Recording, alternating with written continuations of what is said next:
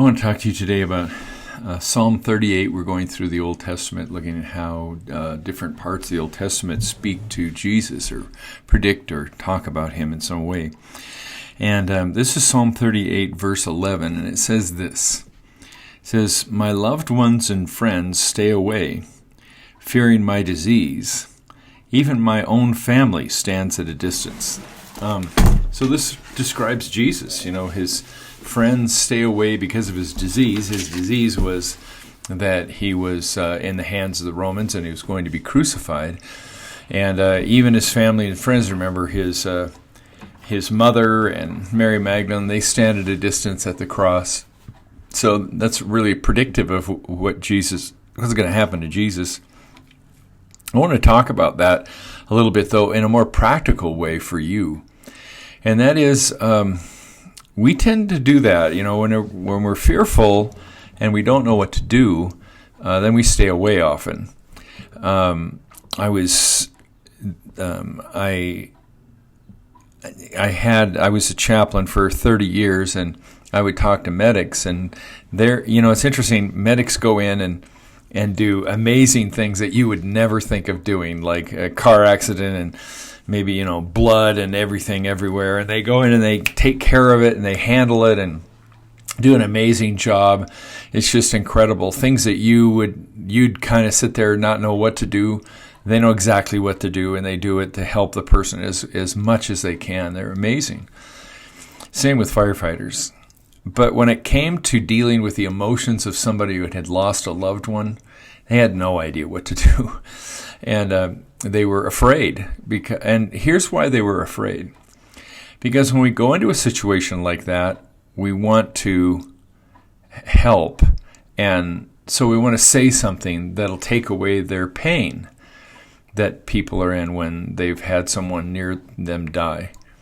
And the secret is to learn not to take away their pain. In fact, when someone has died, pain is the pain and grief are the only things that are left, that they have left. And the problem is we try and say something to take away their pain, like, well, they're in heaven now, and they lived a good life, and things we try and take away their pain, and they get mad because pain is the only thing they have left of this person.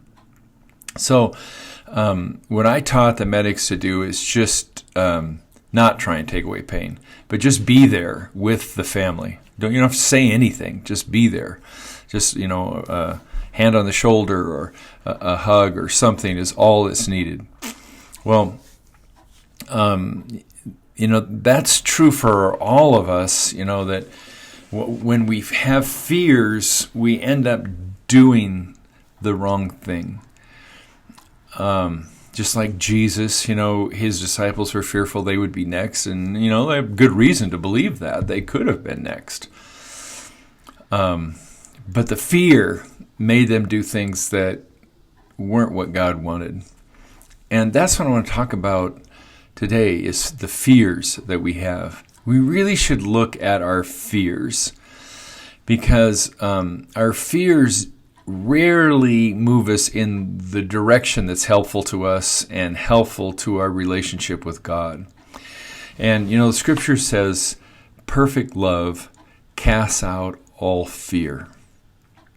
Perfect love casts out all fear. So that when you're fearful, that love isn't a part of the deal there. When you're fearing something, then love isn't central. But when love is central, when God's love is central, then fear goes away.